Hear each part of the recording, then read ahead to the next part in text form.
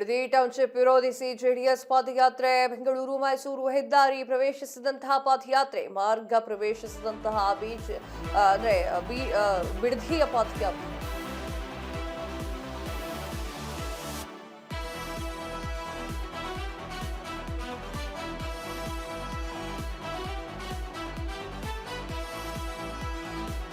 ಬಿಡದಿ ಟೌನ್ಶಿಪ್ನ ವಿರೋಧಿಸಿ ಜೆಡಿಎಸ್ ಪಾದಯಾತ್ರೆ ಬೆಂಗಳೂರು ಮೈಸೂರು ಹೆದ್ದಾರಿ ಪ್ರವೇಶಿಸಿದಂತಹ ಪಾದಯಾತ್ರೆ ಮಾರ್ಗ ಪ್ರವೇಶಿಸಿದಂತಹ ಬಿಡದಿ ಪಾದಯಾತ್ರೆ ಬಿಡದಿಯಿಂದ 4 ಕಿಲೋಮೀಟರ್ ಕ್ರಮಿಸಿದಂತಹ ಪಾದಯಾತ್ರಿಗಳಿಗೆ ದಾರಿಯುದ್ದಕ್ಕೂ ಕೂಡ ಮಜ್ಜಿಗೆ ನೀರಿನ ವ್ಯವಸ್ಥೆ ತುಂತುರು ಮಳೆ ನಡುವೆಯೂ ಕೂಡ ಸಾಗ್ತಾ ಇರುವಂತಹ ಪಾದಯಾತ್ರೆ ಭೋಜನ ವಿರಾಮಕ್ಕೆ ಶೇಷಗಿರಿ ಹಳ್ಳಿ ಟೋಲ್ ಬಳಿ ನಿಲುಗಡೆ ಆಗಲಿರುವಂತಹ ಒಂದು ಪಾದಯಾತ್ರೆ. ಬಿಡದಿ ಟೌನ್ಶಿಪ್ ವಿರೋಧಿಸಿ ಜೆಡಿಎಸ್ನ ಪಾದಯಾತ್ರೆ ಜೋರಾಗಿ ನಡೀತಾ ಇದೆ.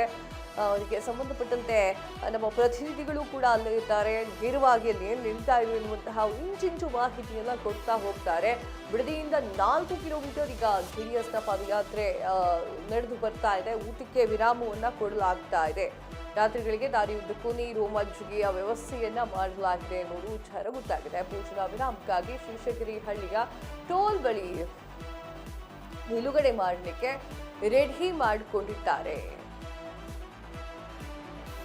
ಪಾದಯಾತ್ರೆ ವಿರಾಮ ಆದ್ಮೇಲೆ ಪಾದಯಾತ್ರೆ ಈ ರೀತಿಯಾಗಿ ಶಿಫ್ಟ್ ವೈಸ್ ಹೋಗ್ತಾ ಇದೆ.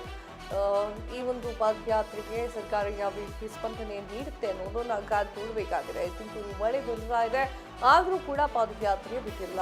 ಇದ್ರ ಬಗ್ಗೆ ನಮ್ಮ ಪ್ರತಿನಿಧಿ ಜೋಯಲ್ ಇಷ್ಟು ಸುಂದರ ಚುಚ್ಚಾಟನ ಮಾಡಿದ್ದಾರೆ.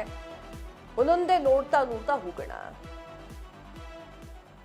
ಪಾದಯಾತ್ರೆ 2ನೇ ದಿನಕ್ಕೆ ಕಾಲಿಟ್ಟಿರುವಂತದ್ದು ಇದೀಗ ಬೆಂಗಳೂರನ್ನ ಸಮೀಪಿಸ್ತಾ ಇದೆ ಒಂದು ಪಾದಯಾತ್ರೆ. ನಮ್ಮ ಜೊತೆ ಜೆಡಿಎಸ್ನ ಹಿರಿಯ ನಾಯಕರು ಏನು ಪರಿಷತ್ ಸದಸ್ಯರಾಗಿರುವಂತಹ ಭೋಜಗೌಡರಿದ್ದಾರೆ. ನೇರವಾಗಿ ಮಾತಾಡಿಸ್ತಾ ಹೋಗ್ತೀನಿ. ಸರ್, ಈಗ ಪಾದಯಾತ್ರೆ ಹೆಜ್ಜೆ ಆಗ್ತಾ ಇದ್ದೀರಾ.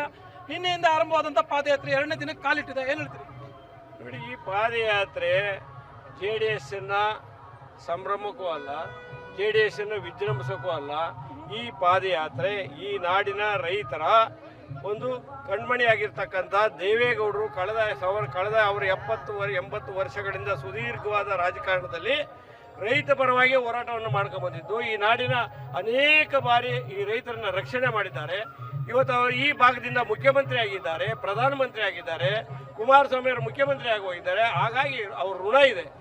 ಆ ಕರ್ತವ್ಯದ ದೃಷ್ಟಿಯಿಂದ ಇವತ್ತು ಈ ಪಾದಯಾತ್ರೆಯನ್ನು ನಮ್ಮ ಜನತಾದಳ ಪಕ್ಷದ ವತಿಯಿಂದ ಮಾಡಿರ್ತಕ್ಕಂಥ ಸಂದರ್ಭದಲ್ಲಿ ಮಾನ್ಯ ಮುಖ್ಯಮಂತ್ರಿಗಳಿಗೆ ಹೇಳ್ತೀನಿ, ಅಂದು ನೀವು ಸತ್ಯಶೋಧನಾ ಸಮಿತಿಯನ್ನು ಮಾಡಿದಂಥ ಸಂದರ್ಭದಲ್ಲಿ ನೀವು ಮುಖ್ಯಮಂತ್ರಿಗಳಿರಲಿಲ್ಲ. ಅವತ್ತು ಈ ಭೂಮಿ